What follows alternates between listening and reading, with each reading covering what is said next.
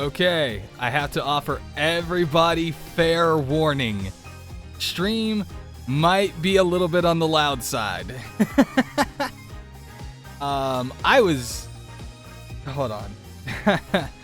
I might have been doing that thing that I always do that really makes some people annoyed.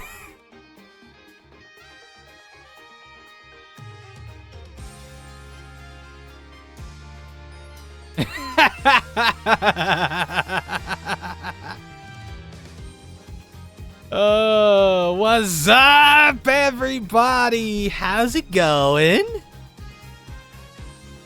Woo! Okay, I know for a fact I'm talking. Because Zephyr is over there responding to me about audio. I know for a fact I'm talking.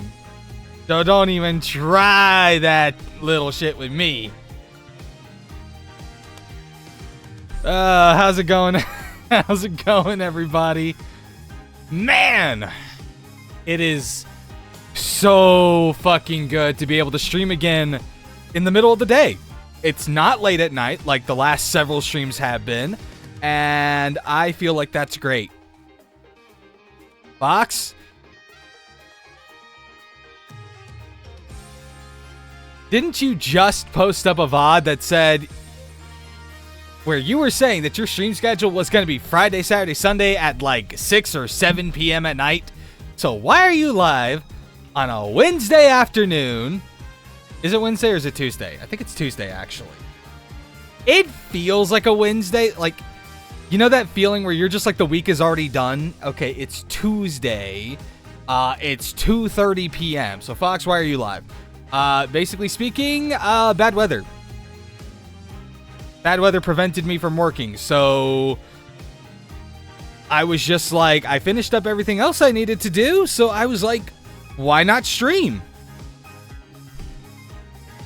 And just genuinely speaking, I wanted to go live at a time that I felt was like reasonable to everybody else who watches my content. Like, I'm sorry, I'm just gonna be completely real here. I just don't think me and schedules actually work, because I don't know. I'm gonna be real. Me and schedules have just like never gotten along. They're too restricting. Can't believe that I watched the musical videos without you. The what? Oh, the turned epic into a comedy thing. Yeah, I watched them.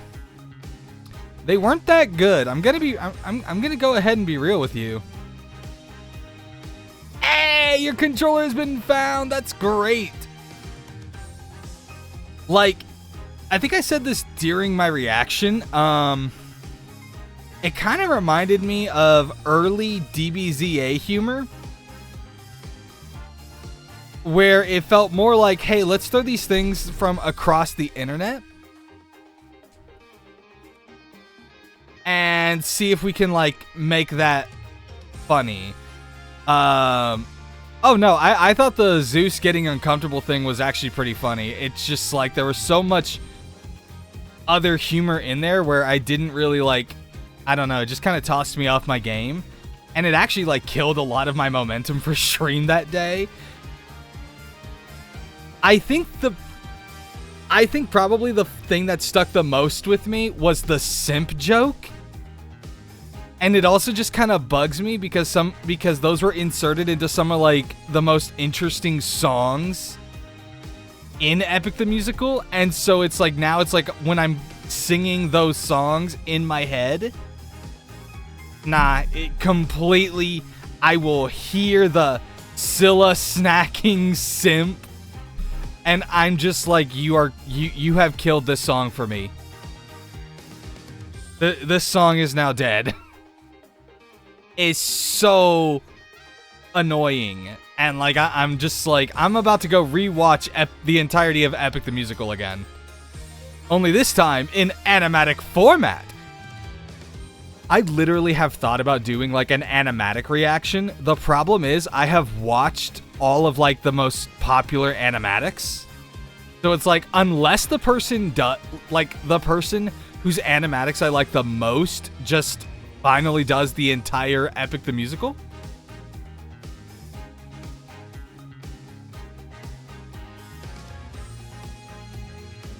Now that you say that, I can see it. Now that you say that, I can see it.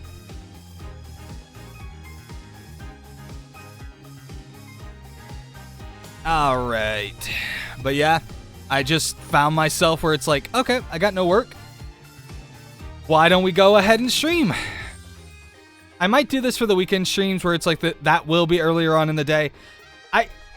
I have to say the reason why I originally wanted to do late night streams over the course of the weekend, and it was literally just because I wanted a consistent time.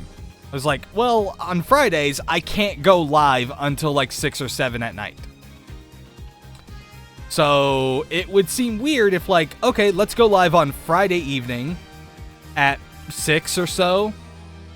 Then I'm like, next day on Saturday and Sunday, I can stream whenever I want. Oh, let's stream at like 8 a.m. That looks weird to me, personally speaking. But I don't know. I'm not good with consistent schedules because my life does not allow for a consistent schedule. It's way easier for me to just be like, okay, let's get all of our other stuff done for the day. Hey, I got nothing else to do. Let's stream. And therefore, bada bing, bada boom, just sit and relax, really. That is literally the best way for me to do things. No, I don't. I do. Why are you only in one channel? That's weird. I mean, I've seen it do that before, but I don't know why it's doing that now. Okay, voice meter, you're being weird.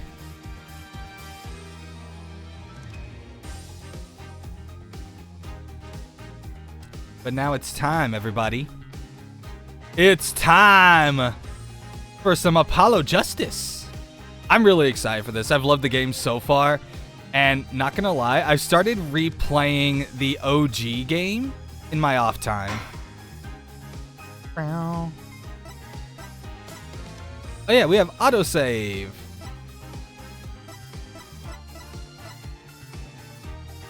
I don't like this. The fact that I think my normal save is actually just further ahead than the autosave. I don't know that I like that. But I get it, I guess. I feel like the autosave, considering it's considering we just had a break in the chapter, I feel like the autosave should be saved at the exact same time that I have. Unless this is like a recovered save. So it's actually just pulling up my save from the save that I made right before the turnabout Trump. Oh my god, is this actually called the Turnabout Trump? Hey. Let's make this... Nope, I can't. I cannot. I can't do the impression. I don't know how everybody else is able to. I'm not good at imitating people's voices. And I'm not going to do it either. But let's go ahead. Let's get started. But why is it...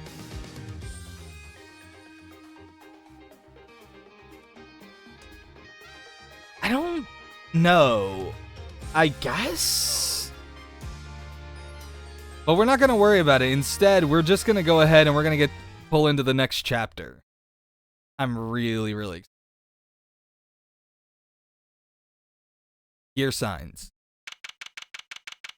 April 20th, 12:14 p.m. District Court, courtroom number 2. I can't get over Payne's new hairdo. Court will now reconvene. Has our witness, Miss Olga Orley, recovered? Yes, Your Honor. Well, she's regained consciousness. Perhaps we can hear her version of the events again? That's the thing. You see, she's quite fatigued. You're looking a bit fatigued yourself, Mr. Payne. Don't tell me your old age is finally catching up to you. Sadly, fatigue is insufficient grounds for refusing to testify or prosecute. The defense would like to request that Miss Orley take the stand. Very well. The witness will take the stand. Oh, that was really cringe delivery. Perhaps you could repeat your name and profession? Or perhaps you'd rather admit that you're a poor liar and a poorer loser.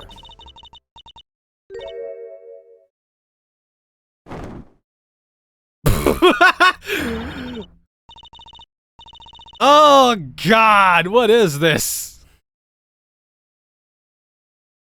Name's Olga Orley. That's the truth. I'm a pro dealer.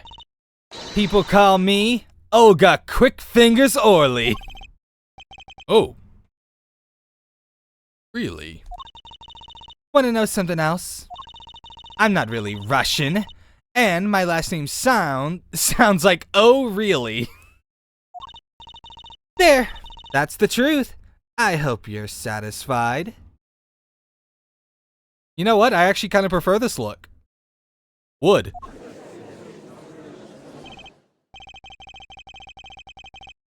Witness, you will tell the court what you were really up to that night. Fine, I'll talk. We had a plan, see? Let me remind you that you are currently under oath. Any further fabrications will have serious consequences. Fine. Like I said, I'm a pro. That guy Smith hired me to do what I do best. I was planted at the Borscht Bowl Club several days prior to the night of the game. As a waitress, as if that wasn't obvious. So you were in cahoots with the victim? Not that he needed my help. Smith is a well-known poker player in some circles. But winning wasn't the main purpose of this game. It was about destroying a legend, the unbeatable Phoenix Wright. Yeah, exactly.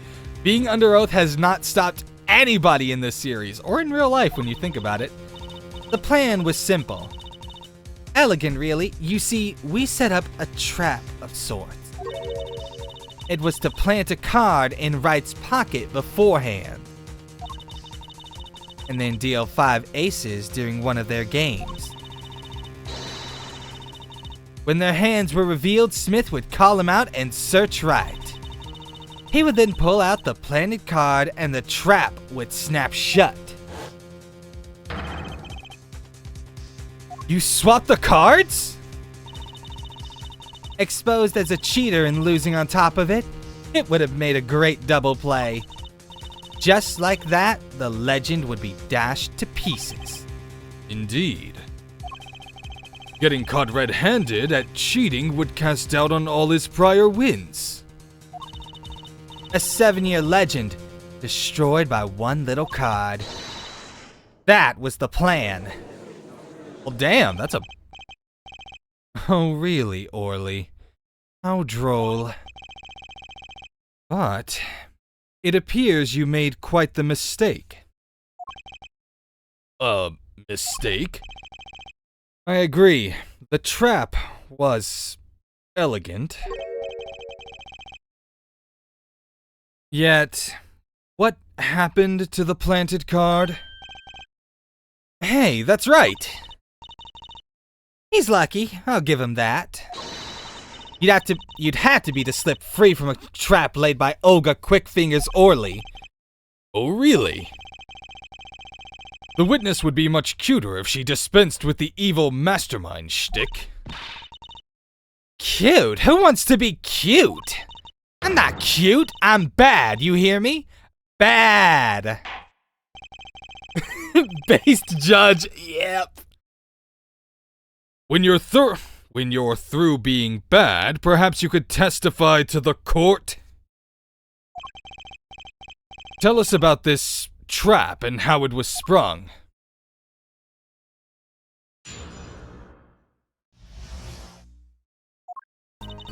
That night, I planted the card like I was supposed to, and Wright lost the hand, just like he was supposed to.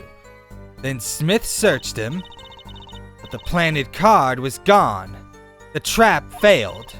The next moment, Wright picked up a bottle and swung it. It wasn't me who hit Smith, it was that no-good cheating defendant.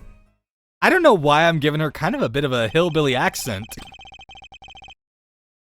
A surprisingly frank testimony that still leaves us mostly in the dark. Why can't I ever get a simple case in this courtroom? I blame Phoenix.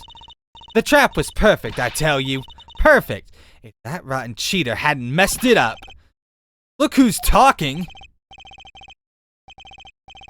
Well, testimony for what it's worth is all yours, Mr. Justice. With witnesses like her, who needs criminals? With defendants like Mr. Wright, who needs prosecutors? Alright, cross-examination! Let's do this! Now if only I can remember how my buttons work. Okay, right, here we go. This planted card. Which card was it exactly? The trump card. The 5 of hearts. Let me guess. Mr. Wright was to have switched the 5 with the ace to make a full house. At least that's what you were going to accuse him of doing, thereby ruining his legend. I slid it into Wright's pocket. When was this? Why, before the match, of course. While he was eating. At the Borscht Bowl Club, we serve borscht and suckers. Remind me to never go there. Of course, the card was to make its grand debut during the game. Like a good borscht, a good plot must be cooked up early and allowed to thicken. Man, she is really taking this waitress thing seriously. So, everything went according to plan? Exactly. The 5th ace came up, so it's obvious the switch went off without a hitch. Once the extra card was found in his pocket, Wright would be forever known as a cheat and a fraud. There are worse things to be known as, I suppose, like a murderer. Why would anyone ever wish to be accused of such a thing, honestly? Tell us what happened with the search. But the planet card was gone. The trap failed. The card disappeared? Yeah, my trump card, the 5 of hearts. Gone. Without a trace. Poof! Zippo! We searched every nook and cranny. Even inside his cute little hat. But the card was nowhere to be found, is this correct? Never in my long, storied career. Never has Quick Fingers Orley been so readily duped. Oh, really? So, what did happen to the 5 of hearts? Don't look at me. Why don't you ask that cheating, lying, two-faced defendant? And yes, I do realize this is the pot calling the kettle black, but who the fuck cares? So the 5 of hearts is still missing in action. The next... Oh, sorry. Wait, isn't that a little odd? What's odd? You searched Mr. Wright, thoroughly and found nothing? Which means he didn't cheat, which means he had no reason to strike the victim.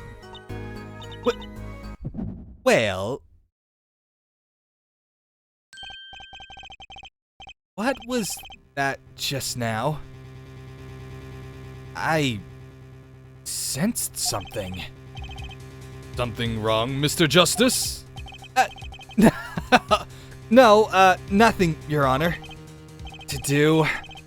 Should I press her a little harder? Press harder! Miss Orley, you're hiding something! What are you talking about? You? Me? Quick fingers, Orley. Hide something? The defense will refrain from baseless accusation. I have one question for the witness then. You say you saw the moment the defendant hit the victim. Is this true? Of course it's true.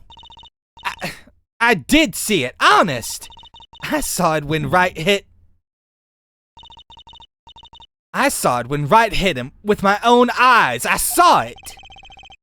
What's this weird vibe I'm getting? That witness, for instance, Miss Orley, she would touch the back of her neck during certain parts of her testimony. You notice?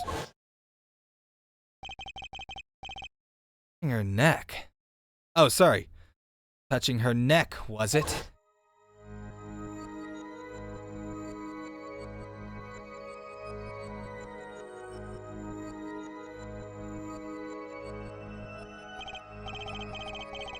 Oh, what's going on? That's what I'd like to know. Sensation. It's coming into focus. Okay. There! That twitch, it's so clear. It's like I could perceive her habit. Like I couldn't before. Alright, this is weird. I'm sorry. This is actually weirder than when we had Mia showing up out of nowhere, possessing her own sister.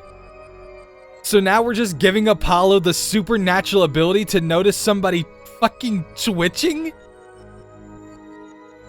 This is so stupid! Okay. Gotcha! Perceive.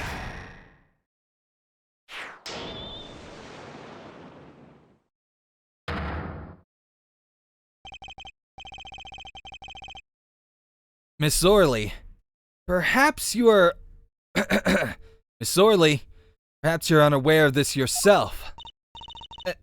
Unaware of what? Whenever you get to a certain part of your testimony, you touch the back of your neck with your left hand. A neck? So what? What indeed, Justice? I hadn't noticed anything of the sort. When she says that part of the testimony, she's subconsciously recalling something. Her body reacts to the memory and she touches her neck. I'm sure of it. A memory? Would someone care to explain what he's babbling about? Hey, what's up, Star? Welcome, Raiders, to the FGRolls channel. How's it going? Oh, thank you, Star, for the 31 months. How's it going? This raid is sponsored by Procrastination. Yeah, I would ask how the writing goes, but since the last time I popped in, you were playing Osu, I think I can take a guess. What's up, BB? How's it going? In any case, so welcome. We're currently playing Apollo Justice, Ace Attorney. Where are the accents? I don't have any.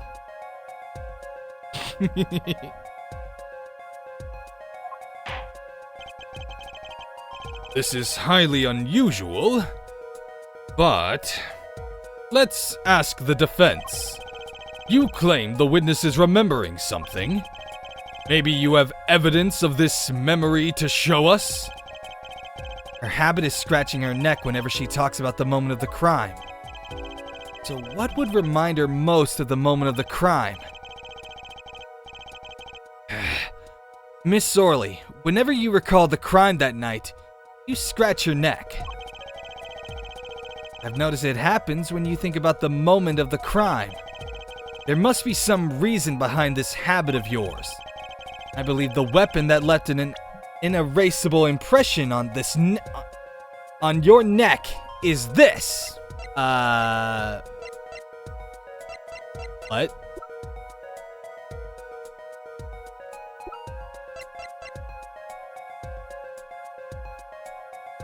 I haven't got a clue.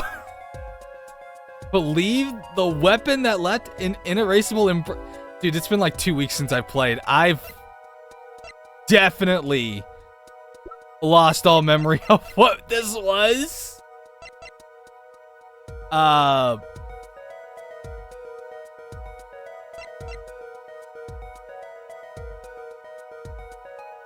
Can I save right here or something? I don't actually know.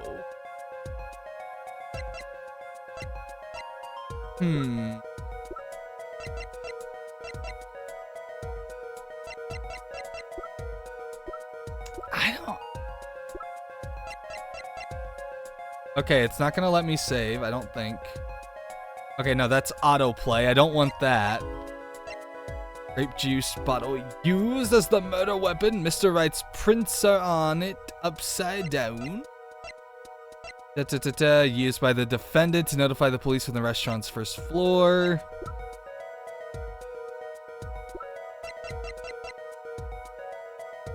The basement at the club.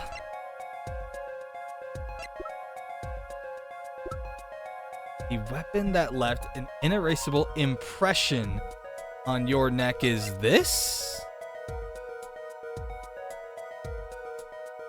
What? The strike to the forehead? Because, like, he's putting a lot of focus on this. I am almost, like, this close to just, like, opening up a guide for this one because I'm like... It's been 2 weeks. I have forgotten everything about this case.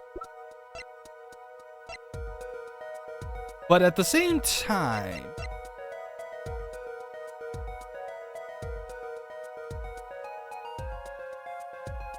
Yeah, I'm gonna have... Just because I don't remember, like...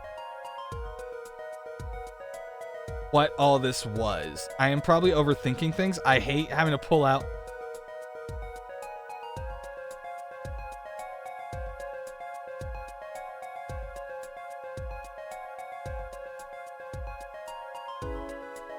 I think because he's putting a focus, on the word impression.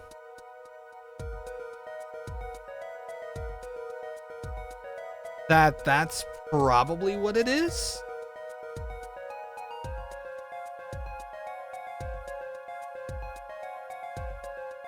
Sorry, what'd you say? Had to switch back to your laptop? Hey, that's fair.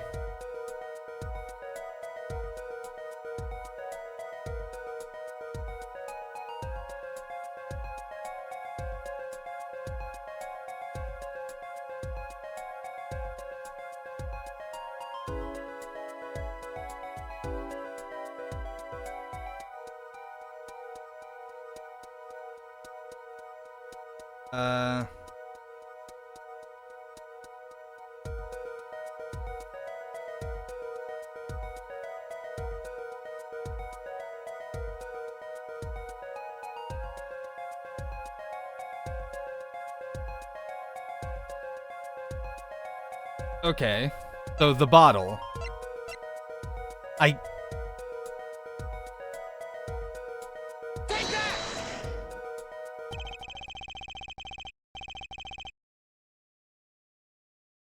don't get this one. I'm gonna need to give it. I'm gonna need it to give me more logic. I had to look this up just because it's been a while, and I was like, I wasn't sure what it was going to be.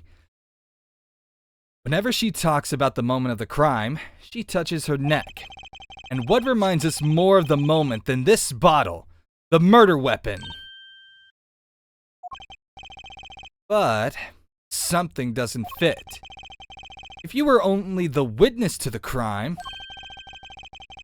why would that make you touch your neck like you're in pain? What's he talking about now? It was Mr. Smith, the victim, who was hit. Not you.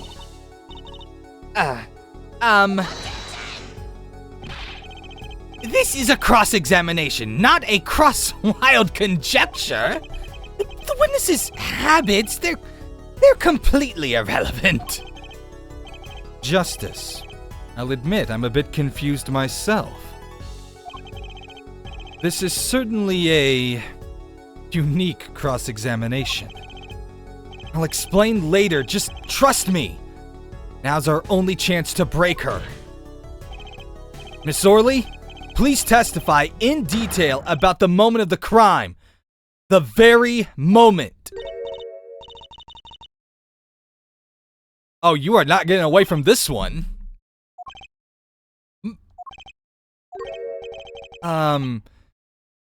We know you're not Russian. The witness will testify, please, now. Man, we're going through this sequence again, huh? Fine. He's the one who did it. I didn't let him out of my sight until the cops got there. Different personality, but the same testimony.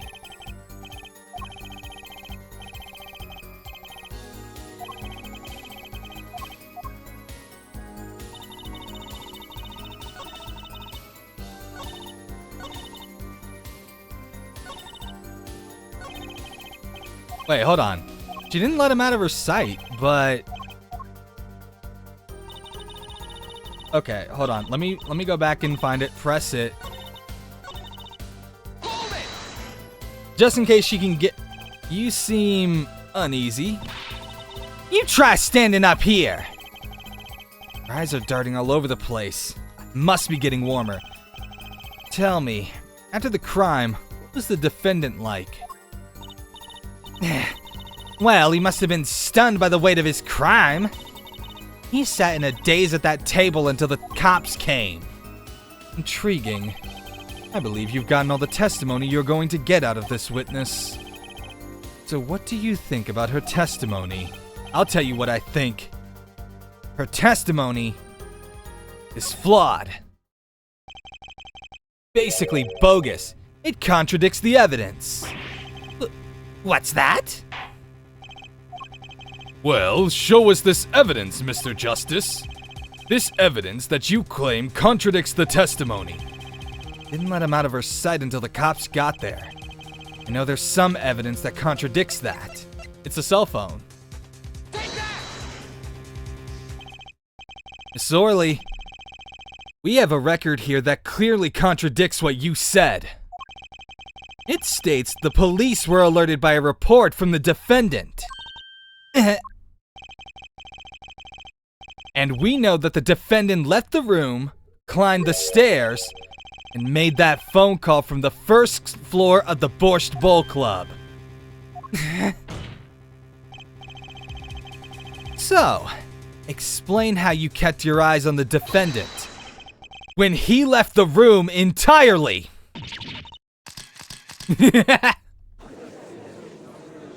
Oh, I love this game. The man who picked up the bottle and swung it that night wasn't the defendant.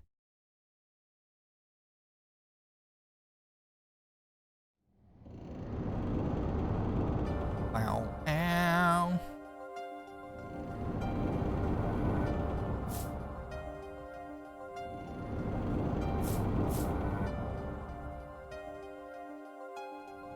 Showdown time.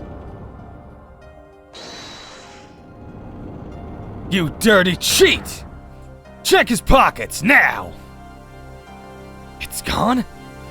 Card's gone? You lose. Just then, Smith grabbed the bottle from next to right. And he hit me. You some master of cheating you turned out to be!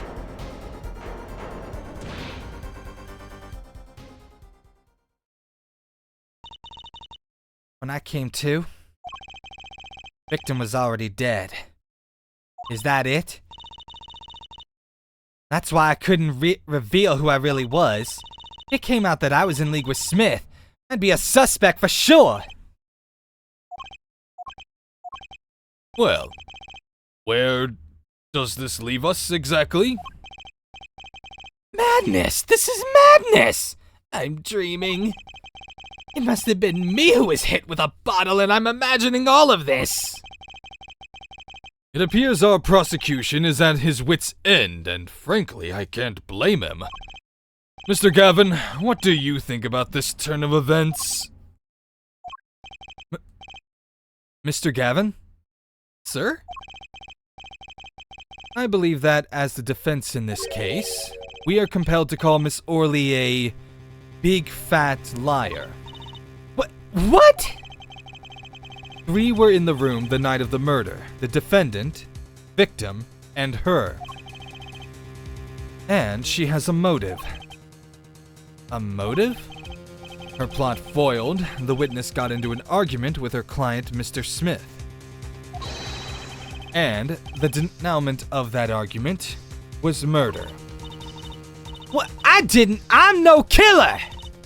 It's a trap. Someone's trying to frame me.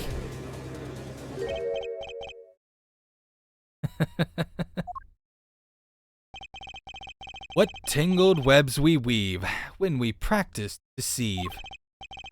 So tangled, we catch ourselves in the process. Mr. Wright! Such a hefty conclusion. It's not like you, Christoph Gavin. And just what are you saying? Why not consider the other possibility? That there was another person in the room at the time of the murder? Right, like Mr. Wright was saying before recess. A single card was swapped into the victim's hand after the murder. And the one who swapped the card didn't know 2 colors of cards were being used. A 4th person... This theory again! Your 4th person doesn't exist! How many times are we going to go through this, Wright? You need to let it go, man! Indeed. That's why I decided to bring this case to court. Here, where there's no escape and no chance for deception. The perfect place to catch the real criminal. The real criminal?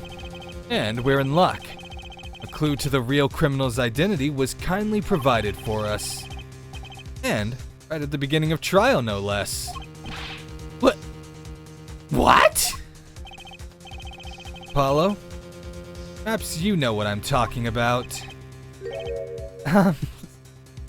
Sorry? Remember what I said.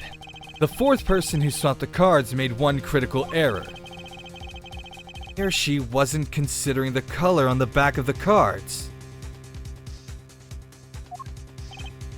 Right. But could such an obvious mistake occur? The cards used for the last game were red. Yet, there is one person here in our court who thought those cards were blue. Yeah, I had that impression too, but why?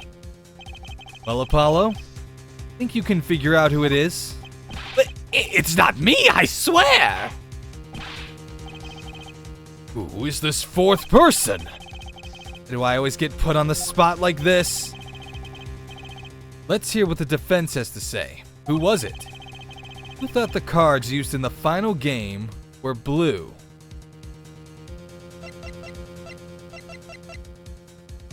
Mr. Gavin? I mean, he's the only person I can think of.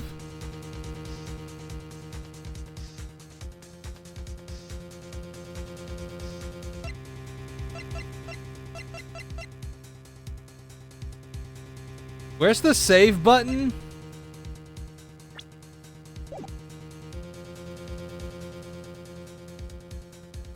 Okay, so I'm not allowed to save.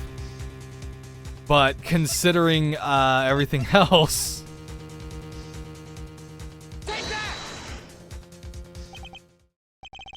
As I expected. Your eyes and ears are as sharp as your head. Phoenix is like, you've got spiky hair, kid. That must mean you're a great defense lawyer. Oh my god, that's hilarious. I was right? Christoph Gavin? You were the fourth person that night. But of course Mr. Gavin knows the color of the cards! How would he? As you can see, the photo of the crime scene is black and white. Can't tell which of the cards are blue. One's on the floor or the table. But look! You can see the colors in this photo! Yes. When he said the cards were blue, well before this evidence came to light.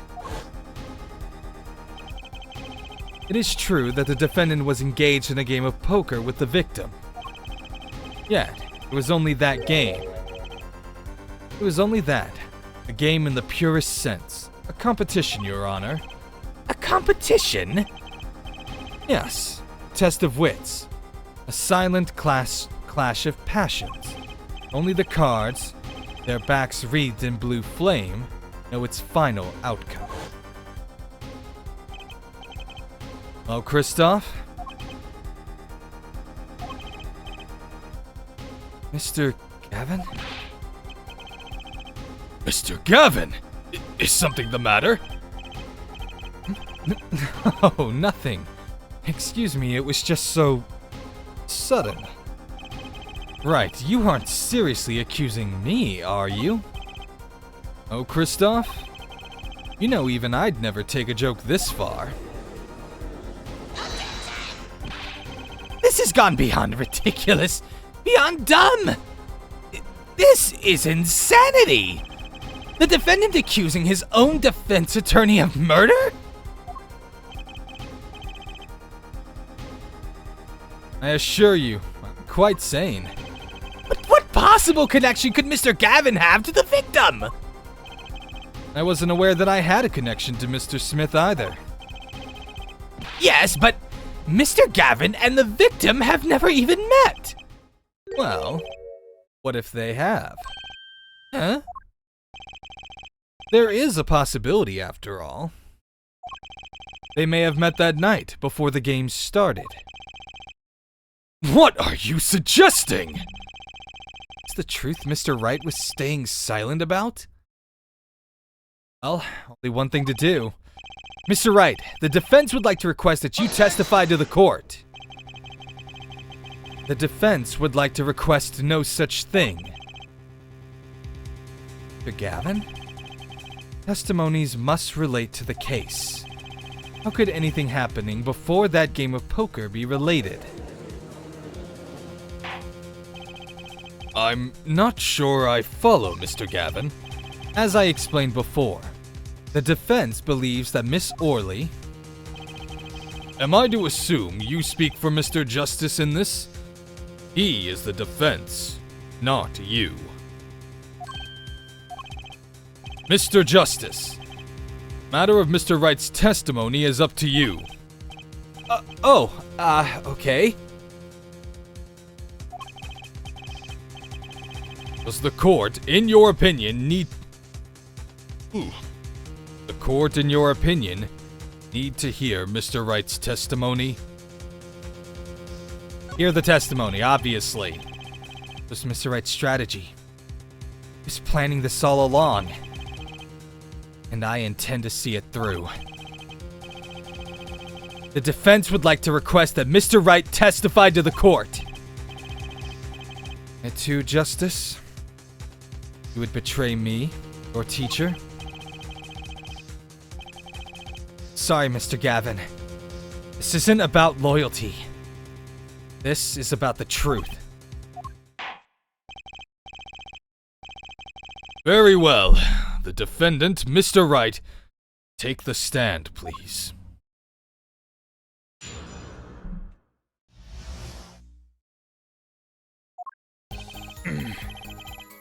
That evening, Kristoff and I had dinner. We sat at the table in this photograph. Shady Smith walked in 5 minutes after Kristoff left. When the trap failed, Smith hit the waitress. The girl was knocked out cold, and Smith was uncontrollable. Left to call the police.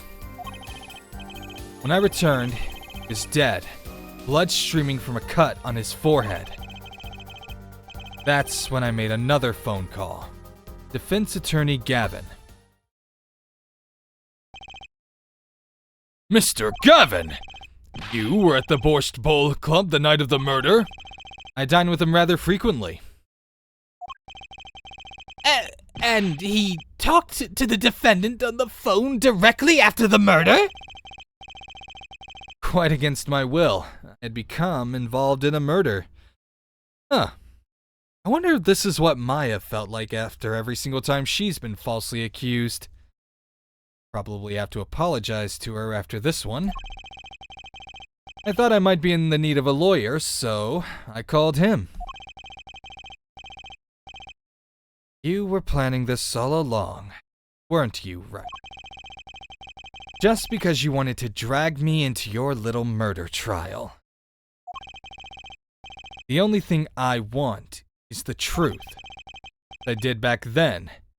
Now... I thought my office was doing you a favor when we took your defense. It appears that I was wrong. Very well. The defense may cross-examine the witness. Justice. Sir? He's lying. You're going to expose him. Understood, sir. Gavin versus Mr. Wright. This can't end well. Why can't I have a normal trial? Isn't this like your first trial?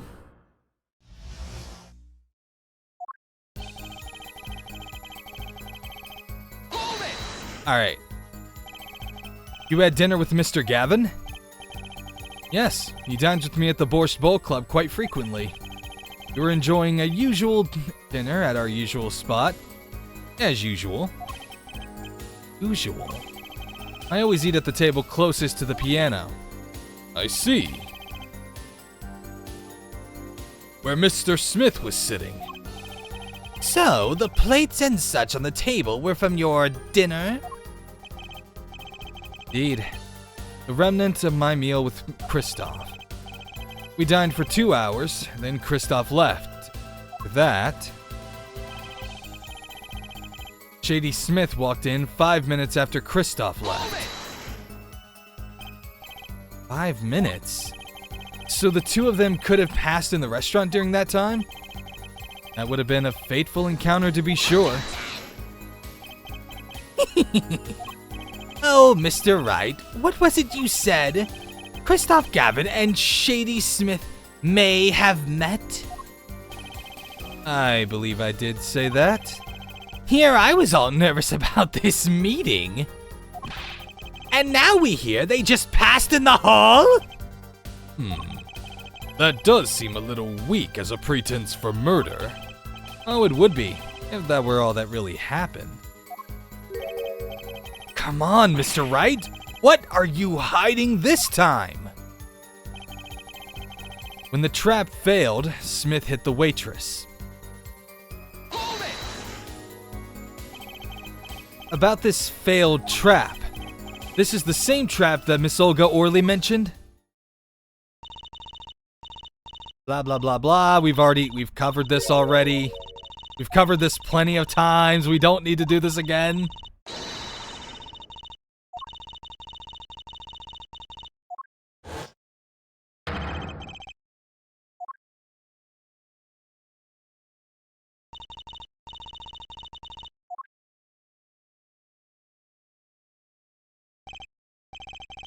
Yes, a harmless prank in essence. It was by a quirk of fate that I happened to discover it. A quirk? I happened to put my hands in my pocket. Found the card. The card she planted? Yes, I snuck a peek at it and found it was the 5 of hearts. I had a feeling something might happen, so I disposed of the card before the game. Disposed? Where? There was an empty bottle of grape juice I had been drinking right beside me.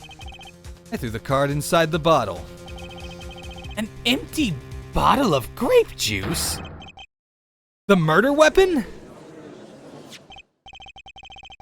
Yes, I rolled it up and shoved it in. The colored glass makes it hard to see.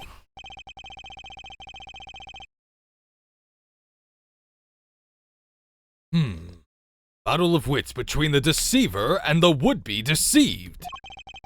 That sounds like terrific drama. Right inside the murder weapon? That's strange. The police miss it in their investigation? Maybe I'll take a look. Mr. Wright, the poker head of courtroom number 3 approves of this battle of wits. Please revise your testimony with this new information. I discovered the trap during the game and disposed of the card in the bottle. Girl was knocked out cold and Smith was uncontrollable. I left to call the police. Hold it! Is Apollo flipping us off when he's thinking? I don't know. You made the call to the police on the first floor of the restaurant, correct? Exactly. Cell phones don't get signal down in the hideout. Was anyone else on the first floor at that time? Not a soul. It was the middle of the night after all. So there, in the darkened restaurant, I called the cops. After making the call, I returned to the hideout. It seemed right to leave the injured waitress alone. When I returned, he was dead, blood streaming from a cut on his forehead. Okay, hold on. Let me see.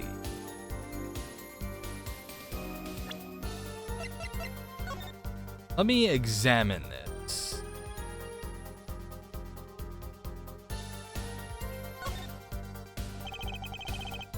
Bottle is completely empty.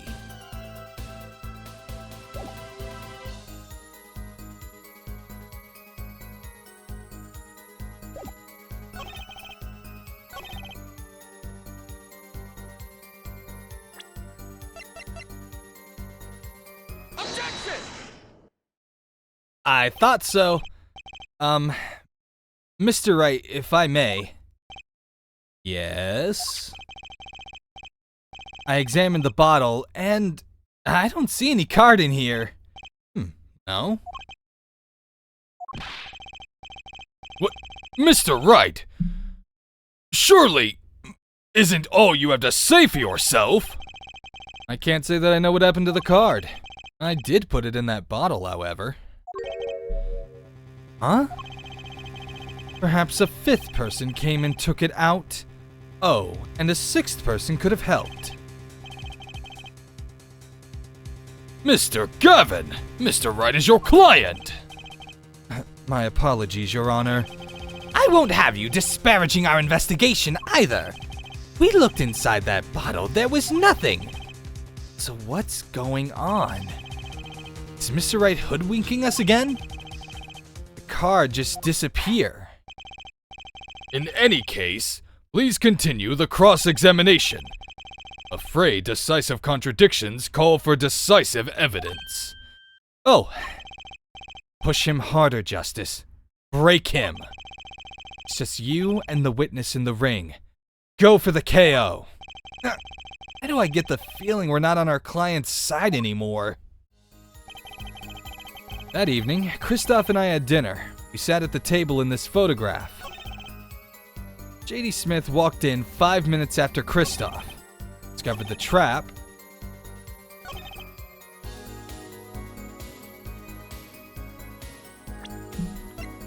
Okay. Let's just continue going through this.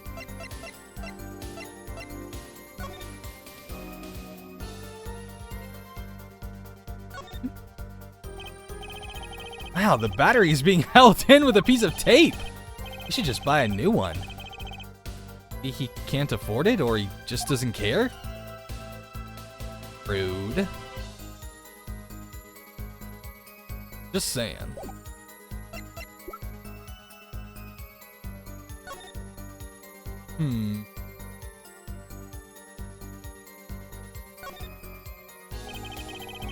One of the cards is a blue back. Much more of a red guy myself. Blue is so... not red, you know? Jeez, he must have really disliked Phoenix.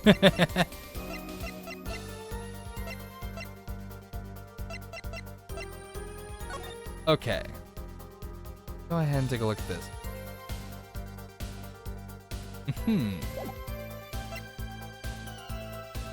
By the defendant, by the police.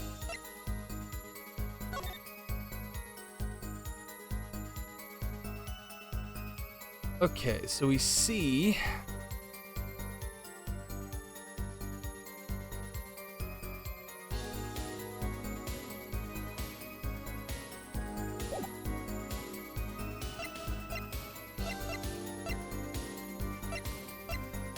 Wait a minute, hold on.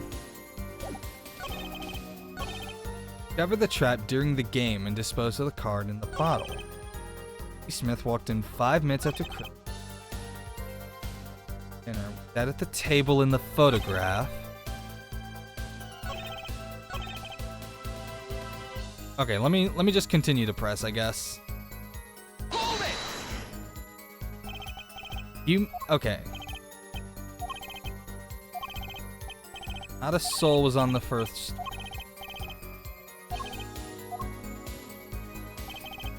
Turned, he was dead, blood streaming from a cut on his forehead. When you returned, the victim was already dead. Yes. I'll admit, I was a little startled when I walked in. A little? He was bleeding from his forehead, after all. I guess I'd be startled too if I walked in on a scene like that. That's when I made another phone call to defense attorney Gavin. Could you explain why you called Mr. Gavin? I'd obviously gotten involved in a rather sticky situation. And I figured Kristoff's law offices would give me a friend rate for my defense fees. Glad to hear you intend to pay. Oh, I'll pay in full, Kristoff. Was I who got you involved, after all. You may find the price of your defense quite high, my good friend. Quite high. Is this the truth that Mr. Wright was talking about? Okay.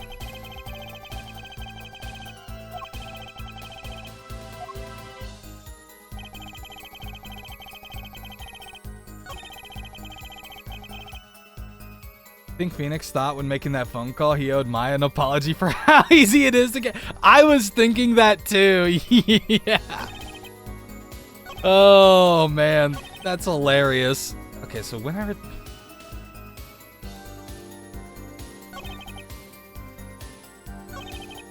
Okay. I'm trying to think. So maybe it's something in those last two.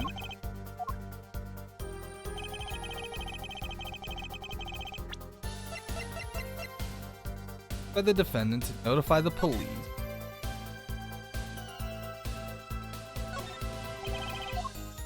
Here.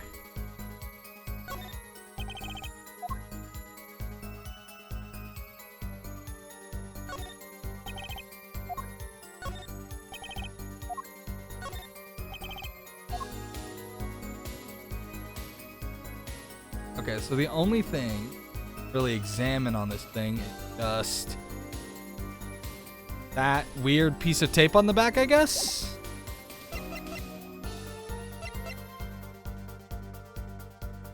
Hat removed during investigation.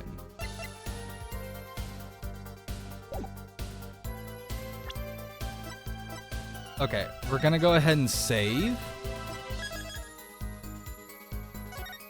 Just in case. A couple of things that I take notice of.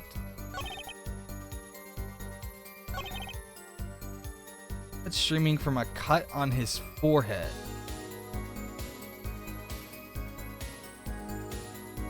If we assume the scene of the crime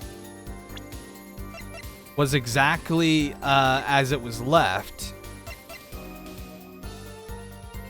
Objection! Mr. Wright, if I may. Yeah, that's what I've been thinking this whole time is like, it's weird because the hat. Like, he had a hat on, so yes. Take a look at this photograph of the crime scene. And goodbye, bot.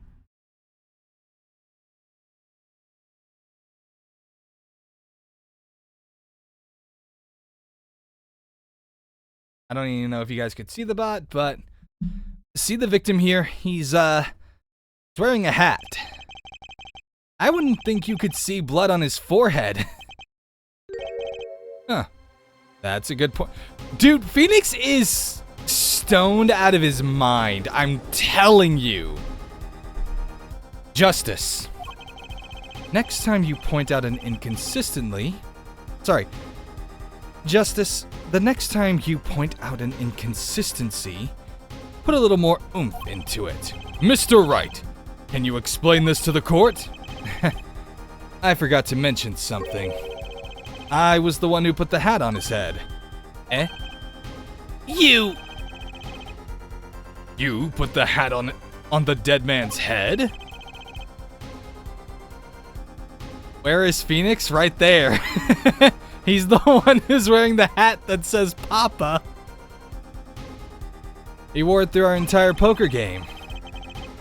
After calling the police when I returned to the scene, his head was in full view, shining bright just like in this photograph. And I picked his hat up off the floor and put it on his head. What? Why would you do something like that? All I can say is I'm sorry. But that's the only thing I touched at the crime scene. So, Miss Orley didn't see it? It being the victim's his head? I think not. She was out cold. I believe I was the only one who witnessed his head. Ah, here we go again. Mr. Gavin? Pardon? It just seems that our client is determined to lie his way through this case. Hey, he's still our client, isn't he? I believe that's enough of that. Mr. Gavin? This witness's testimony is more like a travesty. It's riddled with lies. I'm beginning to see how you came to lose your attorney's badge 7 years ago. Well, you certainly have a unique way of treating your clients, Kristoff. I never knew. I believe it was you who threw the first stone. Mr. Wright! You intend to ever tell the truth about this case. It's now or never. Don't be misled. I haven't told a single lie here. Eh? When I noticed the trap, I put the card in the bottle to dispose of it. When I put the hat on the victim's head, let's just say I had a reason for doing that as well. Reason? That reason, right here. Your cell phone? That night, recall that I spoke with defense attorney Gavin after calling the police. Just in case, I recorded our conversation. What's this? Now that we're all here, I see no reason why I shouldn't play it back for the court. Dude, Phoenix is like a mastermind right now. What the fuck? Kristoff seemed to be in a bit of trouble. What's this? Game not going well? Something like that. That gentleman who challenged you, he turned out to be good? Turned out to be dead. Someone hit him. Hard. You mean someone cracked that flawless bone china pate? It wasn't you, was it? Me, please. The cops should be here any minute. In your hands. Should it come to that. China plate? Kind of porcelain. Very smooth and shiny. Not plate, but pate. I believe he was referring to a certain gentleman's balding forehead. The court appreciates the defendant's discretion in not indicating my forehead. Wait a second. Something's not right about that phone call.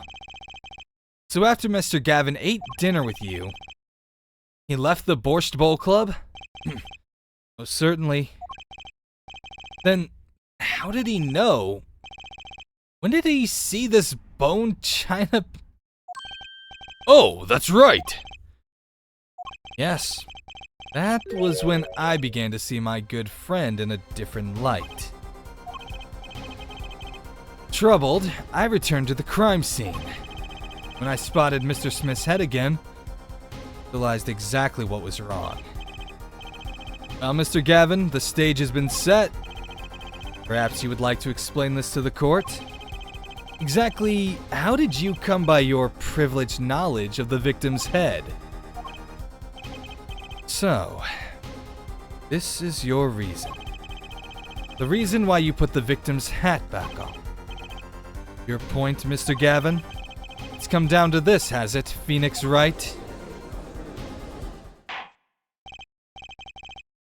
Order! I will have order! Mr. Payne! Yes, Your Honor! I believe this court is left with no other choice. Are you prepared to hear Defense Attorney Gavin's testimony?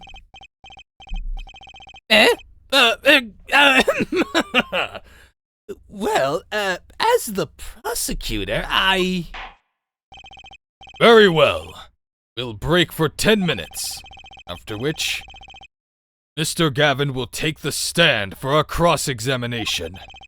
Are we all clear on that? Crystal clear, Your Honor. Very well. This will be the final recess for the day. Holy shit. Yo, this is just the tutorial. Holy shit. April 20th, 2:32 p.m. District Court, Defendant Lobby number 3. Mr. Gavin and Mr. Wright are both in the judge's chamber. I thought today would turn out like this. May I? What? Hello, sir. Please pick a card. What's all this about? Huh? Is this one okay? The game's entire script probably the same size as FGO. Back in my day, Mr. Saw It did it. Excellent. I have a message for you. Last hand is about to be played. You'll need a trump card to make it. Trump card? The card you have chosen is magical. Use it wisely and the game is yours. That's all. Ace? Where do I remember that card from? Mr. Smith's hand has 3 aces and Mr. Wright's 2. It is 5 aces in all. I'm not rereading all this. Just go on and get out of here. I don't even know how he lost his license. Wait, this blotch of red. Is this blood? You have your trump card. Now it's up to you to cut the deck and draw the truth. Father's fate is in your hands. I know you can do it. Bloodstained card is my trump card for finding the truth? I fell deep into thought as my mind raced to understand what this all meant. That girl. I'd seen her recently, but where? That's when I made the connection.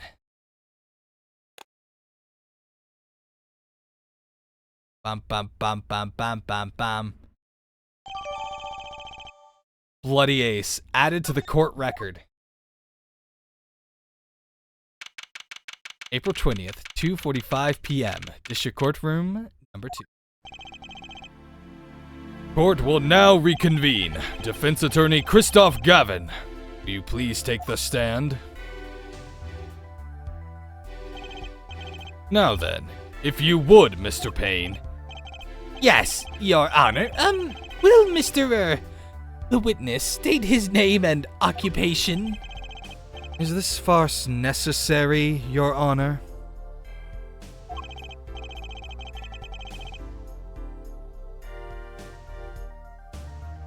Believe me, far stranger things have gone on in this courtroom. Fine, I'll play along. First, there's one thing we need to have made clear. How did you know about the secret beneath the victim's hat?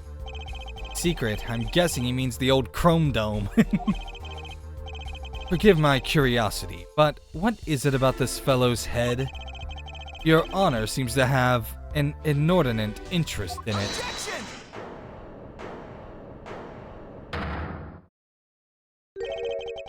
I wouldn't call it inordinate, Mr. Gavin. Mr. Wright? What do you think you're doing, Mr. Wright? Wow, things surely look different from the other side. You know what I mean, Apollo. Speaking of looking from the other side, let's consider something for a second. The victim wore that hat all night, never once taking it off except for that one time. That one time? Being the instant he was hit. Oh! When Mr. Wright returned from reporting the crime, the hat was lying on the floor. Mr. Wright picked it up and placed it on the victim's head. In other words, in order to have seen Mr. Smith's bald head, he would have had to have been there in the hideout at the time of the crime. In other words, I must be the real killer. Is that what you're trying to say? Not bad, Apollo.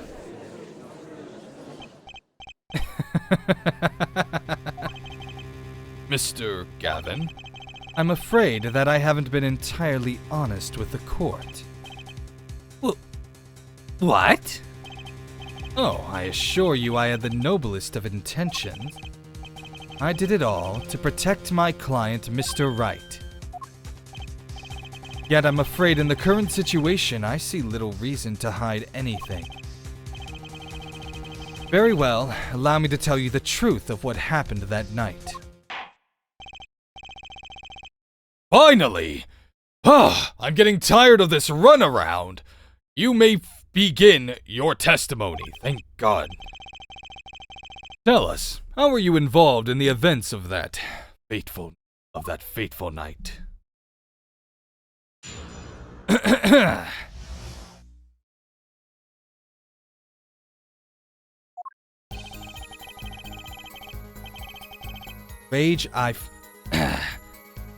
The rage I felt. Sorry, damn it. I am not good at reading tonight. All right, let me. The rage I sensed in that man that night troubled me. So, I returned to the club. I went down to the basement and peeked in through the little window in the hideout. It must have been right after the murder took place. The victim was dead. Here's in the photo. Bald head, an unconscious girl. Right, holding a bottle in his hand. I sensed that was not the best place for me to be at the time. So I left. That's when the call came from Wright.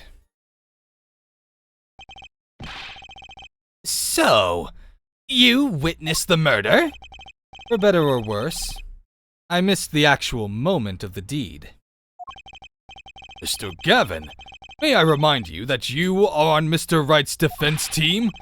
Your testimony is clearly disadvantaged. But your testimony is clearly disadvantageous to your client. Oh my goodness! Finally got that out there. What else could I say? I'm standing on the witness stand after all. So you are, Mr. Gavin. And you had to testify as you just did. You had to tell them you saw the scene of the crime through that little window. Mr. Wright? You had to say that. Because that was the only probable window of opportunity. Right, Apollo? Oh! Mr. Wright, the defense should do the cross-examination, not the defendant. Mr. Justice, are you prepared? Yes, Your Honor. Can't believe I'm going up against Mr. Gavin. This trial is getting weirder and weirder.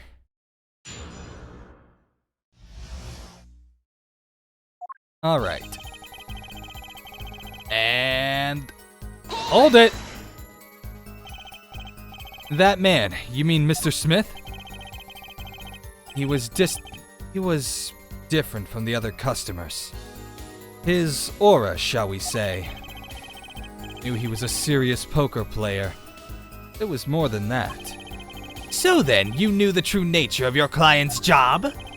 Of course.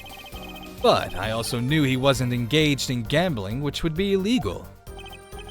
Well, it makes sense that he'd know. They were friends after all.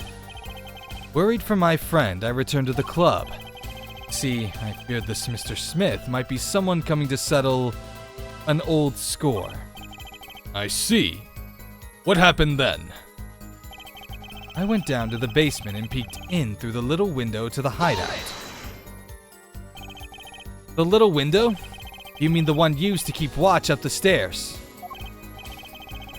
Yes, a relic of the ancient past. The Black Marketeers used it, I believe. Why did you go through the trouble of peeking in through the window? Wouldn't it have been easier to just open the door and go into the room? I didn't want to upset Wright, you see. Upset Mr. Wright? Yes. What if my fears had been unfounded? Be walking in on their match. Bad form, to say the least. So far, everything he's saying makes sense. It must have been right after the murder took place.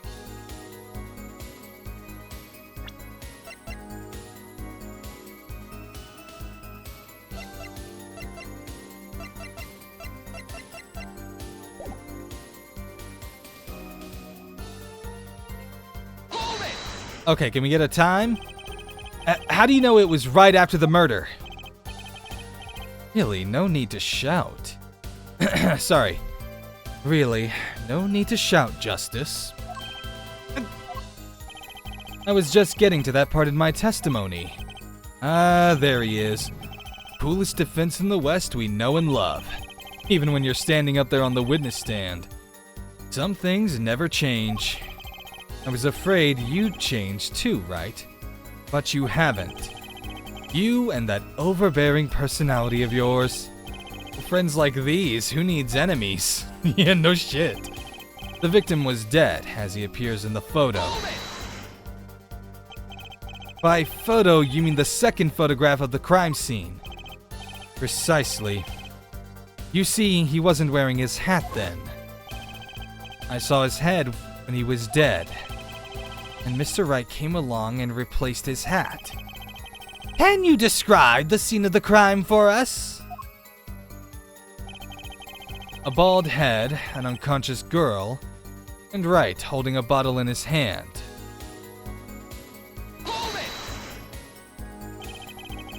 Those were the only three at the scene of the crime? Yes. As far as I saw, at least. Then we're back where we started. The killer was the defendant, Phoenix Wright. Who else could it have been? But why didn't you talk to the police? 2 reasons. First, I didn't actually witness the very moment of the crime. Second, my office was asked to defend Mr. Wright. Even after seeing what I had seen, well, I couldn't abandon my friend. There must have been someone else there at the moment of the crime. Justice, I just said I saw no one. Not a soul. But that goes against what Mr. Wright said! Yes. This mysterious fourth person, who would conveniently be the real killer, I suppose. Glad to see we agree, Mr. Gavin. Let me pose a question then. Tell me, what possible reason did the real killer have to swap cards in the victim's hand? Perhaps you can show us a reason why such a thing would be necessary? Can I show something I can't find myself? Remember, Apollo, the card that was swapped out was the 5th ace. Ace, right? Well, Mr. Justice, The question of why the killer would swap out a card has been raised. Can you point to a reason?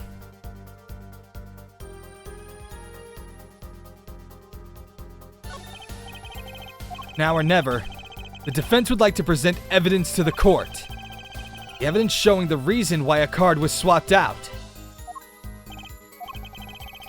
Then go ahead and point out your reason, Mr. Justice.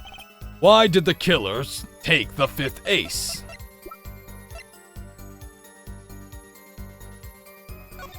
Hold on, I just want to examine this card.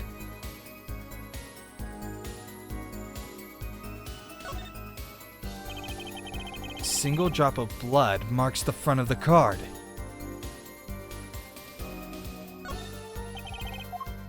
Who's here?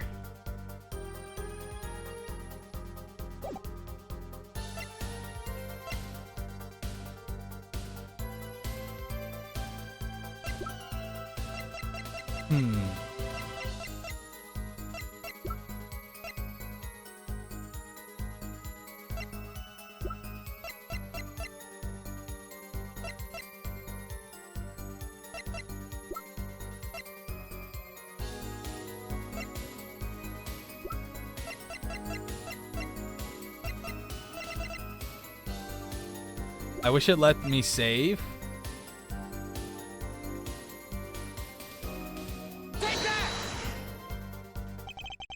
My reason is, this! Is that an ace? Why, it's got blood on it! Right next to the spade! What? This is insane! Why wasn't I told about this? Why? Could this be the missing 5th ace? Conceivable. How could you? What are you doing with that card? Well, that's the thing. Why is Mr. Gavin so upset? It's just a fishy card from some fishy girl. Oh, that card? It's mine. That is, I picked it up at the Borscht Bowl Club that night after the murder had occurred. I gave it to my daughter. Cards are her stock in trade, after all. No! Possible! Unacceptable! The court can't accept this evidence! It's a fraud! Fraud? How can you be so sure? What? I would think the only person who could claim it was a fraud would be the one who took the real card from the crime scene. The real killer. Allow me to elaborate. What if this trace of blood was the reason? The reason for? For the killer to take the card from the scene of the crime. Where are you going with this? Take another look at the photo and at the victim's head. At the moment of the crime, his hat fell to the floor. A trickle of blood ran from his forehead down to the back of his head. Couldn't a drop of that blood have fallen on one of the cards? I suppose. The killer then took the card to hide the blood. Regardless, that evidence is non-permissible. Oh? Right. Regardless of how you wasted the last 7 years, you used to be a lawyer. You know what a serious crime it is to conceal evidence. Oh, we can discuss the finer points of our legal system later. What's important now is that I've answered your question. What are you talking about? You wanted to know why the killer would have taken a card from the crime scene. Now I've told you.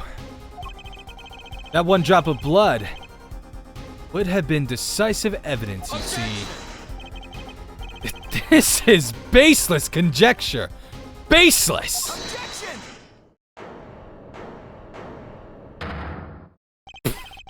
Oh, I assure you, it's quite... I can't say I can't. I fucking knew it. I have been thinking about this all fucking day. Where I've been like, why would this be an actual line from the game? And then I realized it's simple. Somebody said it's a baseless accusation, and I fucking love this. I've been waiting for this. Oh, I assure you, it's quite based. Sorry about that. Oh, I assure you, it's quite based. What? It's amazing, really. How a single drop of blood on a single card can lead us to the truth. Quite simple. Well, Apollo? Yes? Try picturing the scene of the crime. In your head.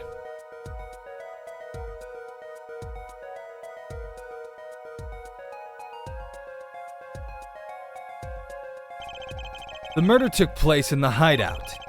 The body of the luckless victim was found at the poker table. And before the killer swapped a card out, there was a single card with a drop of blood on it in the victim's hand. Given this, there is one decisive problem with this scene. Well, what is it? Let's keep it simple, shall we? Given that there was a drop of blood on a card, whose position in this diagram doesn't fit? The victims, the killers, the witnesses, the second witnesses? Whose position doesn't fit with the bloody card? A good question. I guess the victim, because the card would be in Phoenix's hand.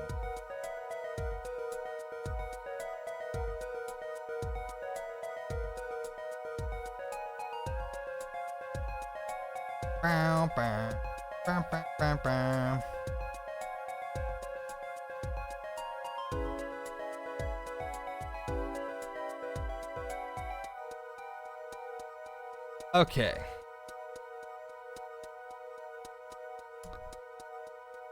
Because if I recall correctly, they said they were trying to swap it into Phoenix's hand.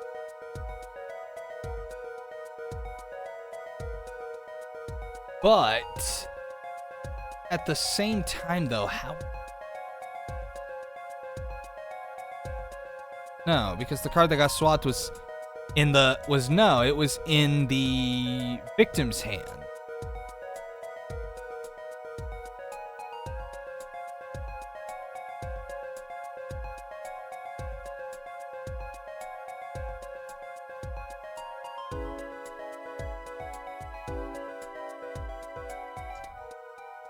Okay, let me think about this. Okay. Okay, so we have the killer.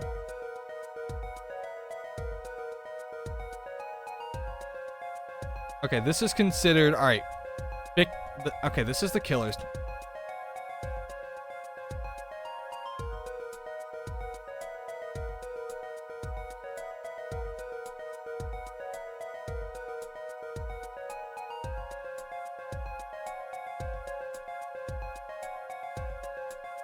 Irrelevant. I get it. I'm probably just being dumb. Not really trying to. Yeah, that's what I'm thinking is like, how exactly would Gavin be able to see it? The Gavin obviously wouldn't be able to see the... Obviously wouldn't be able to see...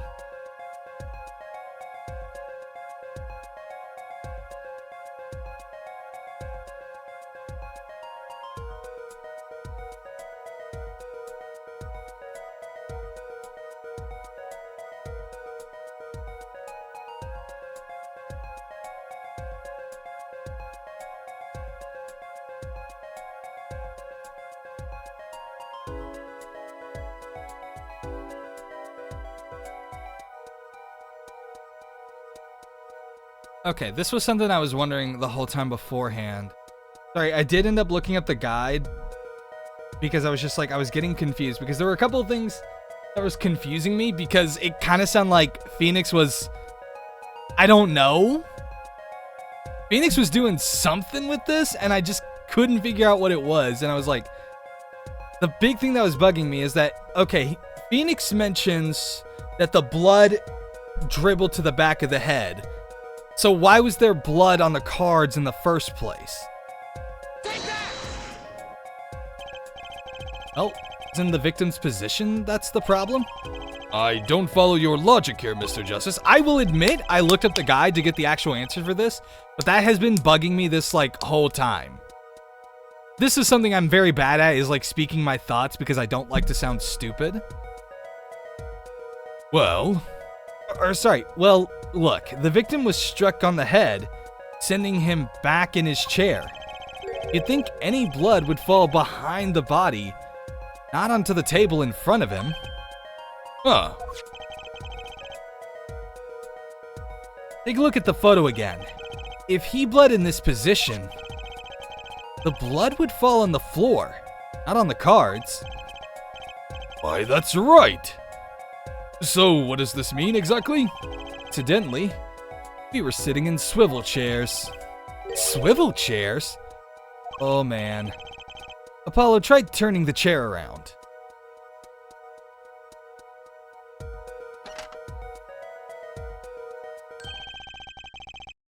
The chair was facing the other way! It would have to be. So we have to assume that at the time of the murder, the victim's chair was facing away from the table. When Mr. Wright returned from informing the police, which way was the chair facing? When I came back to the room the body was facing as seen in this picture. That would mean the killer turned the chair back around. Hold it! I'm sorry, I know I'm the defense attorney here, but I do want to clarify. Phoenix has already confessed to moving a hat that the victim wasn't wearing. Therefore, Christoph could argue that if Phoenix was willing to do that, then it means that Phoenix could easily have turned the chair around. So it's not conclusive evidence to state that the chair was moved, if it can be argued that Phoenix could do the exact same thing. Just saying. Let's take the next step. The diagram once more.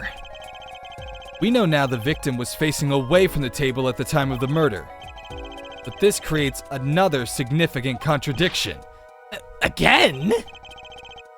Let's test your reasoning skills again, shall we? Apollo, whose location on this diagram contradicts our new understanding of the crime. Apollo. The victims, the killers, the witnesses, the second witnesses, whose location creates a contradiction if the victim was facing away.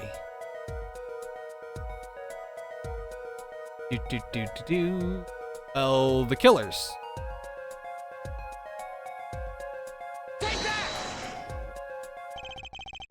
The victim was struck from the front, correct? Indeed. Well, wouldn't it be hard for the killer to hit him from the front? Sitting where his indicator currently is, I would think it would be quite hard, yes. Yes, but what you're saying makes no sense! Why would the victim suddenly turn to face the wall in the middle of a game? I believe a sufficient reason will soon come to light. What? There's something in this diagram that makes far less sense, actually. Look again at the diagram. Apollo, if the victim was struck while he was sitting as shown here, where would his assailant be standing? Try marking it on the diagram. What? But, there's no room to put a mark. There's no room to put a mark where the killer should be. Don't worry, let's think it through and see what we find. We know the victim was facing toward the wall at the time of the crime. That's the only thing we know for sure. Try to forget about everything else. Where would the killer have to be standing to strike our victim from the front?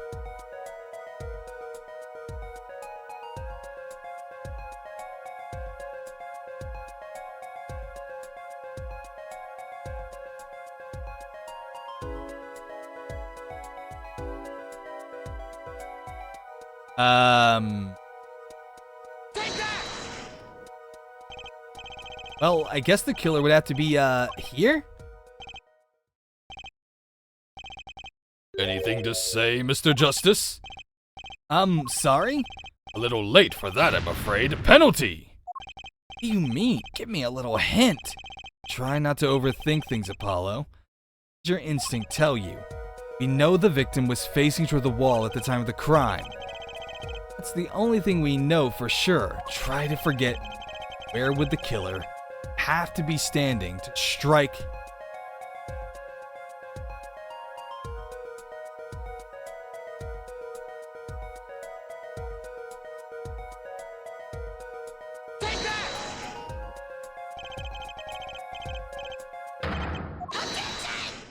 I don't get it.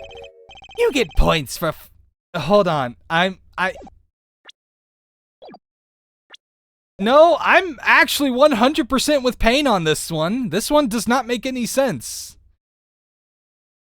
How is he standing at the shelf? Unless the window doesn't work? You get points for flair, but that's about all you get. Thought I was onto something there too. I hardly need to point out that standing there would be impossible. The victim is facing a solid cupboard.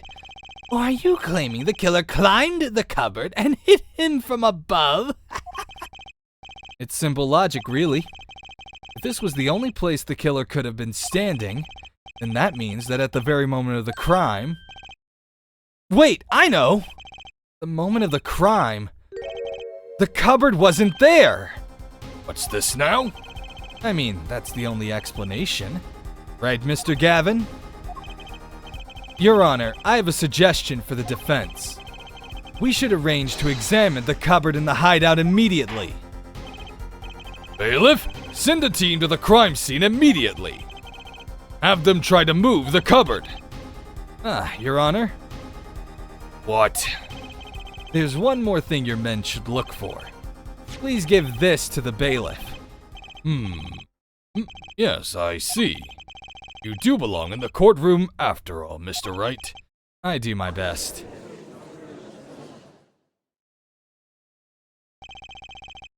But let's forge ahead here while we wait. Look at the diagram once again. Been changed. If the killer was standing here at the time of the crime, then this cupboard wasn't here, which means... Apollo? Try moving the cupboard.